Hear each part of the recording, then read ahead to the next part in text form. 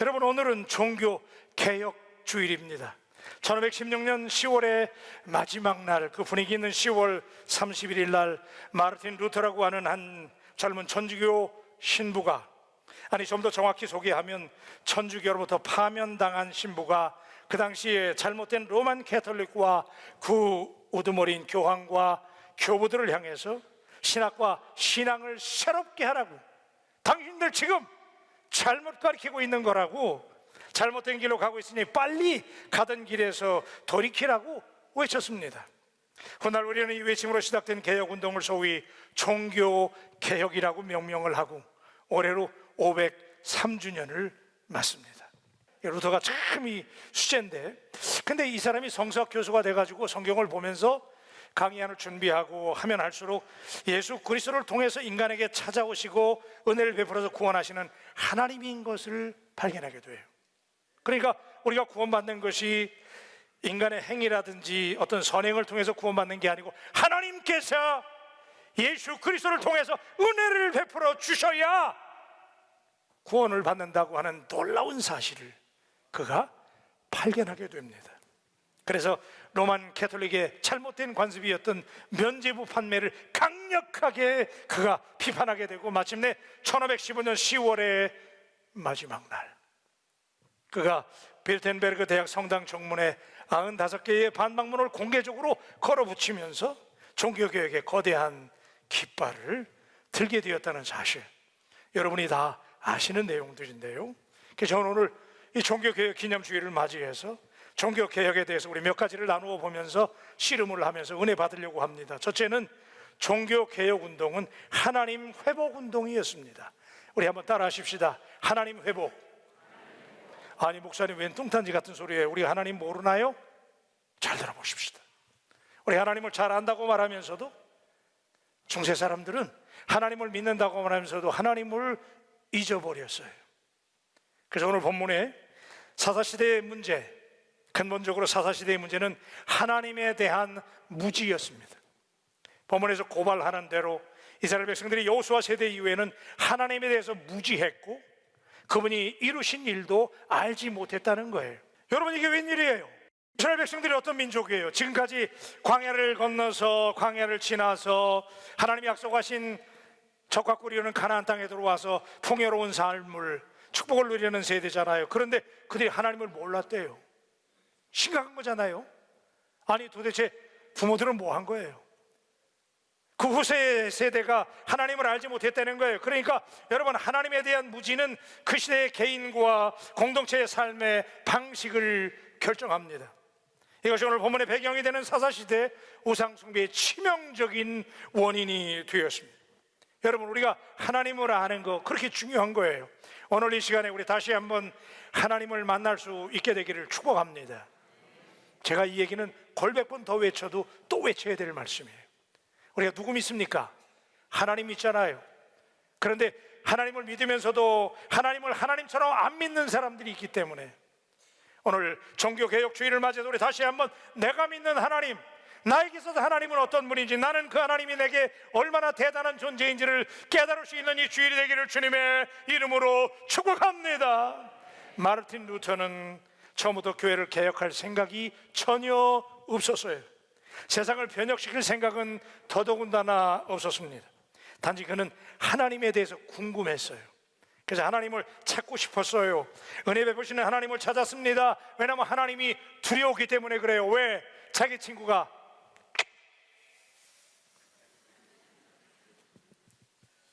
벼락 맞았잖아요. 하나님 무서웠어요. 하나님이 죄를 범하는 사람, 하나님이 잘못 사는 사람 심판하시고 복수하시는 무서운 하나님이구나. 그가 하나님이 궁금했어요. 그래서 그날부터 도저히 하나님 앞에 설 수 없다는 두려움 때문에, 왜? 죄가 많았으니까. 그 루터가 하나님 앞에 신부지만은 몸부림을 치죠. 살아남기 위해서 하나님, 내가 어떻게 하여야 구원을 얻을 수 있나요? 루터가 하나님께 간절히 매달립니다. 그렇게 간절히 은혜를 찾고 있는 루터에게 하나님이 긍휼을 베풀어 주시는데, 여러분, 하나님은 우리가 하나님에 대해서 목마르고 하나님을 간절히 찾으면 하나님은 차별하지 않으시고 당신을 만나 주실 줄로 믿습니다. 그분이 여러분이 믿는 하나님이시잖아요. 여러분 그 하나님을 얼마나 만나셨나요? 그래서 루터가 그 하나님에 더 목말랐어요. 그래서 하나님 간절히 부르짖는데 하나님께서 로마서 1장 17절의 말씀을 읽어가는데 오직 의인은 무엇으로? 믿음으로 말미암아. 그러니까 오직 의인은 믿음으로 말미암아 산다는 말씀을 받으면서 그가 충격을 받아요. 우리가 그 당시에 천주교회가 가르치는 대로 선행을 행하고 공로를 쌓고 인간의 능력으로 구원을 받는 게 아니고 하나님께서 오직 의인은 믿음이 있으면 되는구나. 한번 따라 하십시다. 오직 믿음. 3주 만에 여러분의 아멘 소리를 제가 오늘 들으니까 더 제가 신이 나는 것 같아요. 오직 믿음. 할렐루야. 그래서 그가 이 말씀을 붙잡고요 완전히 바뀝니다. 여러분 하나님을 만난 사람은요 이렇게 바뀌는 거예요. 그래서 루터가 그때부터 구원의 참 하나님을 만났습니다. 죄로 인하여 영원히 죽을 수밖에 없는 우리 인생들을 의롭다고 인정해 주시기 위해서 유일한 아들 예수 그리스도를 주신 하나님, 그리고 그 하나님을 믿는 믿음이 의롭다고 인정함을 받는 유일한 방식이라는 사실을 루터가 발견하고 그때부터 말씀 앞에 무릎을 꿇고 그가 말씀의 사람이 되지요. 루터가 비로소, 여러분 루터 이 캐톨릭 집안에 자랐잖아요. 그런데 그때 비로소 하나님을 만나요. 그리고 하나님이 누구인지를 깨닫게 되죠. 그리고 이 하나님의 재발견이 종교개혁의 위대한 출발점이 되었다는 사실입니다. 여러분 하나님 중심 신앙 한번 따라 하십시다. 하나님 중심. 하나님 중심. 다시요. 하나님 중심. 하나님 중심. 우리 바울교회는 언제나 하나님 중심이기를 축복합니다. 우리 교회는 하나님 중심의 God-centered faith, 언제나 우리 중심에 하나님이 계신 교회. 여러분 이거 당연한 얘기잖아요. 여러분 지금 다 아멘 하셨어요. 하나님 중심인 거 누가 몰라요? 다 알아요. 그런데 여러분 하나님이 중심이다라고 외친 말의 뜻을 뒤집어 말하면 인간이 중심이 아니라는 거예요. 여기서부터 여러분 찔리셔야 돼. 하나님이 중심인데 여러분의 삶에 있어서 정말 하나님이 중심이에요? 여러분의 심장을 갈라보면 거기서 그 마지막 순간에도 하나님 할 수 있는 믿음이 여러분에게 있어요? 여러분의 중심에 하나님이 솟아날 수 있게 되기를 우리 주님의 이름으로 축복합니다. 그 당시 16세기 사람들에게는 이 말씀이 벼락 같은 음성이었어요. 왜냐하면 그때는요 16세기에는 족보가 전혀 없는 교황이 중심이었습니다. 그래서 교황을 영어로 팝이라고 부르거든요. POP라고 부르는데, 팝이라고 부르는데 이름도 교황이잖아요. 교황. 교회의 황제네. 여러분 이게 말이 되는 얘기입니까 지금? 교회 황제가 누구예요? 교회의 황제는 Heavenly Father, 우리 하나님 아버지신 줄로 믿으시면 아멘. 그렇잖아요. 하나님이 왕이시잖아요. 만왕의 왕 예수님, 만주의 주 하나님, 우리 하나님이시잖아요. 그죠? 근데 그 당시에 중세 때에는 그렇지 않았다는 거예요. 교황이 최고였어요. 그러니까 여러분 루터가 지금 이 얘기를 하나님 중심, 하나님 회복, 하나님께 영광을 외칠 때 루터는 목숨을 내는 거예요. 왜냐하면 그때 이 얘기하면 다 죽는 거예요. 여러분 루터는 하나님을 지키기 위해서, 자기가 만난 하나님을, 그 하나님을 전하기 위해서 하나님이 중심이라고 God-centered faith를 그렇게 외쳤다면, 목숨을 걸고 외쳤다면, 당신은 오늘날 물질이 팽배하고 세속이 팽배한 오늘날 세상에 섞여 살면서 사랑하는 바울 가족 여러분, 당신은 도대체 하나님을 지키기 위해서 무엇을 걸고 있습니까? 직장에서, 일터에서, 길거리에서 당신은 바울 가족으로서 바울교회가 믿는 하나님을 지키기 위해서 도대체 무엇을 걸고 있습니까? 사랑하는 여러분, 저는 오늘 사랑하는 바울 가족 여러분들에게 힘주어 묻고 싶습니다. 당신은 혹시 교황처럼 군림하고 있지 않나요? 당신의 인생의 주도권은 도대체 누가 쥐고 있는 것입니까? 오늘 당신의 인생의 선택의 순간마다 결정권을 가지고 있는데 도대체 누가 결정권을 가지고 있나요? 오늘 우리의 삶은 사나 죽으나 하나님이 우리의 주인이시오. 그래서 그 하나님을, 여러분 우리 하나님 영광을 위해 존재하는 거잖아요. 하나님을 지으신 이유가 피조물로부터 영광을 받게 지으셨는데, 여러분, 하나님께 영광 돌리기 위해서 존재하는 위대한 하나님의 사람들이 되시기를 주의 이름으로 축복합니다. 두 번째는 종교개혁운동은 그래서 하나님의 말씀의 권위를 회복하는 운동이었어요. 당연한 얘기잖아요. 여러분, 하나님이 만왕의 왕이라고, 하나님이 내 인생의 주인이라고 고백할 수 있다면 당연히 그분이 하신 말씀을 회복해야 되는 거잖아요. 지금 오늘 여러분 앞에 펼쳐져 있는 이 하나님의 말씀, 이게 사람의 말이 아니잖아요. 오늘 신혜만 목사가 전하는 이 말씀이 누구의 말씀이에요? 하나님의 말씀이잖아요. 저는 하나님의 말씀을 딜리버리 하는 거예요. 그냥 대변하는 거예요. 여러분, 하나님의 말씀이 선포될 때 강력한 도전이, 비록 부족한 종이 전하지만 하나님의 말씀으로 들려져서 여러분의 마음속에 벼락 같은 충격이 되시기를 주님의 이름으로 축복합니다. 그래서 루터가 5가지를 외쳤잖아요. 여러분 잘 아시죠? 오직 성경으로, 오직 은혜로, 오직 믿음으로, 오직 그리스도로, 오직 하나님께 영광. 솔라 솔리데오 글로리아. 그죠? 이 5가지를 외쳤는데 이걸 요약하면 결국 뭐예요? 종교개혁은 하나님의 말씀을 복원하는 운동이에요. 여러분, 저는 그런 소망이 있습니다. 우리 바울교회는 정말 하나님의 말씀이 우리 교회를 목회하는 교회가 되기를 주님의 이름으로 축복합니다. 우리에게 법도 중요하고 규칙도 중요해요. 그러나 그보다 더 중요한 것은 항상 하나님의 말씀. 한번 따라 하십시다. 하나님의 말씀. 그래요. 그래서 루터가 제일 먼저 한 일이, 종교개혁의 깃발을 든 다음에 루터가 제일 먼저 한 일이 뭐냐 하면, 그 당시에 신약 성경이 라틴어로 기록이 돼 있었어요. 근데 라틴어는 지금 저도 못해요. 대학원 때 라틴어 좀 배우다가 포기해버렸어. 이게 보통 어려운 게 아니더라고. 그래서 우리 호남 버전으로 말씀드리면 겁나게 어렵더라고. 그래서 제가 라틴어 배우다가 그만뒀어요. 그 얼마나 어려운지 몰라. 그런데 그렇게 기록된 신약 성경을 도대체 누가 읽겠어요? 그러니까 신부들이 엉뚱한 얘기하면 그 얘기 다 하나님 말씀인 줄 알고 믿었던 거예요. 그래서 루터가 제일 먼저 한 일이 라틴어로 기록되어져 있는 신약 성경을 독일어로 번역하는 일이었어요. 그래서 번역하고 나니까 수많은 평민들이 하나님의 말씀을 보게 되면서 그동안 우리가 알고 있었던 믿음이 잘못된 믿음이라는 것을 깨닫게 되면서 하나님의 말씀 앞에 생명을 거는 종교개혁 운동이 일어난 것이지요. 여러분, 우리가 한번 따라 하십시오. 한 번 더. 오직 성경으로. 아멘입니까? 오늘 성경만으로 산다고 하는 것, 오직 성경은 우리의 모든 삶이 성경으로 해석되고 성경으로 설명되고 성경으로 정의되는 인생을 살게 되기를 주님의 이름으로 축원합니다. 이게 성경으로만 사는 거예요. 그렇죠?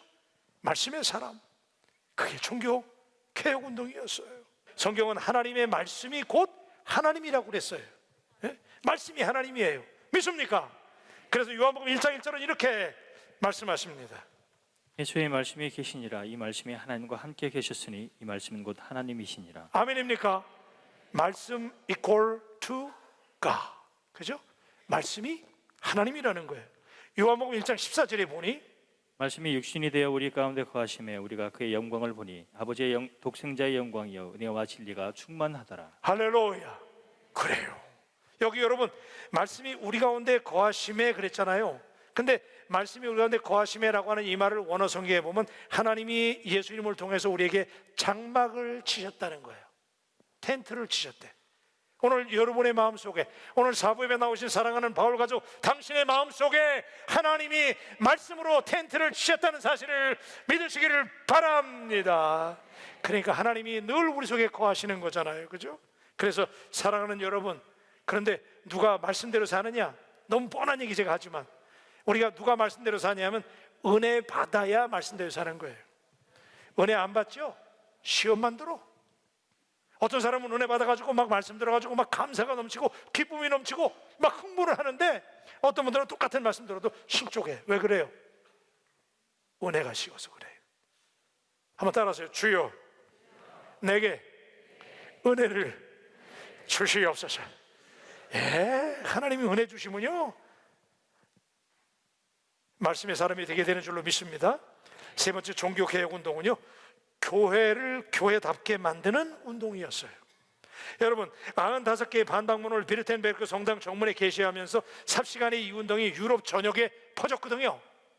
놀라운 불길이 돼가지고 막 퍼졌는데, 여러분 16세기 당시에는 종교개혁이라고 그랬어요. 왜냐하면 그 당시에 종교 그러면 기독교 하나밖에 없었어요. 그러니까 종교개혁 그래도 말이 됐는데, 오늘날 종교개혁 그러면 헷갈려요. 왜냐하면 종교가 많아졌잖아요. 뭐 종교가 얼마나 많은지 몰라. 그러니까 종교개혁이 다시 일어나면 안 돼. 그러니까 종교개혁의 기본 정신은 뭐냐면 교회개혁인 거예요. 그렇죠?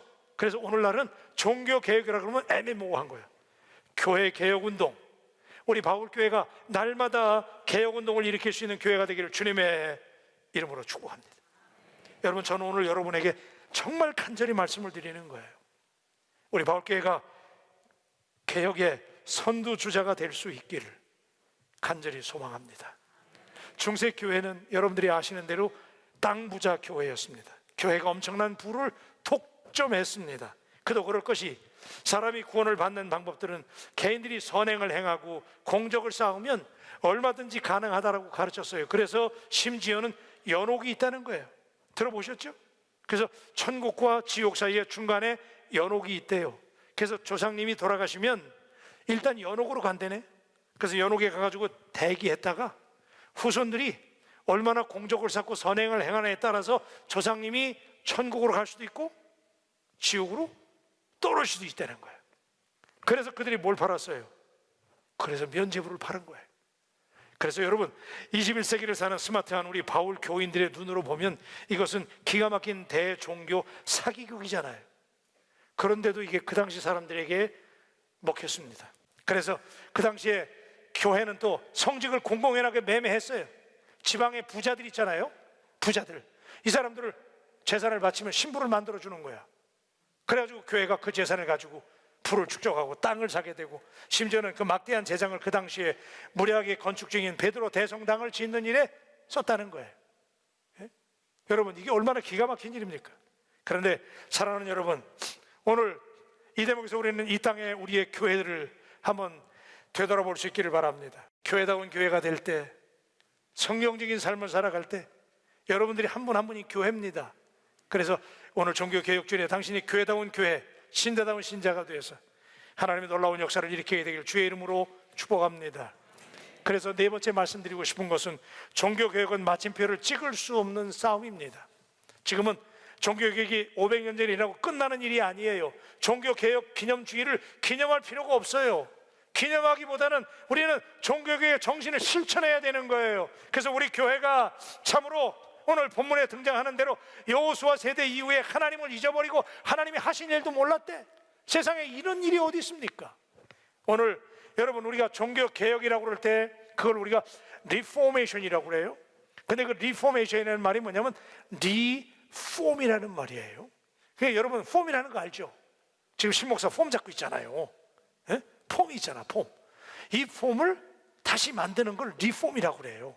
그러니까 삐딱하고 잘못되고 삐뚤어진 우리의 심령을 다시 새롭게 리폼하는, 새롭게 만드는 일이, 우리에게 기적 같은 이 일이 다시 시작되기를 주님의 이름으로 축원합니다. 우리 바울교회가 새로워져야 되는 거예요. 새로워져야 돼, 주님의 교회답게. 예? 그래서 잘못된 형태를 바로잡아야 됩니다. 예? 다시 성경을 성경으로, 그죠? 하나님을 하나님답게, 인간을 인간답게, 교회를 교회답게 만들면 그것이 리폼, 요즘에 성경을 리폼한다고 그래요. 예? 성경을 가죽을 새로 씌우고 내가 손때 묻은 성경을 이거 오래 간직하려고 리폼한다고 그러대. 여러분, 성경을 리폼하는 것도 귀한 일이지만 여러분의 심령을, 우리 바울교회를 리폼할 수 있는 오늘 놀라운 역사가 있게 되기를 축복합니다. 여러분, 제가 시간이 가도 사부 예배는 부담이 없으니 이 얘기만 제가 한마디 더 할게요. 루터의 전기를 읽어보면 어느 날 루터가 다락방에서 기도하던 중에 마귀라는 놈이 나타났어요. 그 루터가 지금 은혜 받아가지고 막 오직 의인은 믿음으로 말미암아 살리라 그래가지고 루터가 막 새로워지고 있는데, 내가 죄인이지만 하나님이 나를 용서해 주면 되는구나 감격하고 있는데 마귀라는 놈이 나타나가지고 벽에다가 뭘 적더래. 근데 막 적는데 뭘 적냐면 루터가 어릴 때부터 지은 모든 죄를 거기다 다 적더래. 그러니까 벽이 시커먼 거야. 그죠? 죄 다 적어봐요. 거기다 얼마나 시커멓겠어. 그러니까 루터가 기억도 안 나는 죄가 다 적힌 거야. 루터가 얼마나 충격받았겠어요. 그래서 루터가 절망을 한 거야. 아, 나는 구원받긴 글렀구나. 그러고 루터가 절망하고 있는데 갑자기 천사가 나타나가지고, 그때 천사가 이렇게 얘기하더래요. 너의 모든 죄가 맞다. 그런데 너의 모든 죄가 내가 예수 그리스도의 보혈 피를 믿는 그 순간 주님의 보혈의 피로 깨끗이 지워졌느니라. 할렐루야. 그러더니요, 천사가 그걸 싹 다 지워버리더라는 거야. 예수의 피로. 할렐루야. 그래가지고 루터가 그 다음에 어떻게 한지 아세요? 그 잉크병을 사단에게 던져버렸대. 그래서 사단이 그냥 잉크를 뒤집어 쓰고 독박이 됐다는 거 아니야.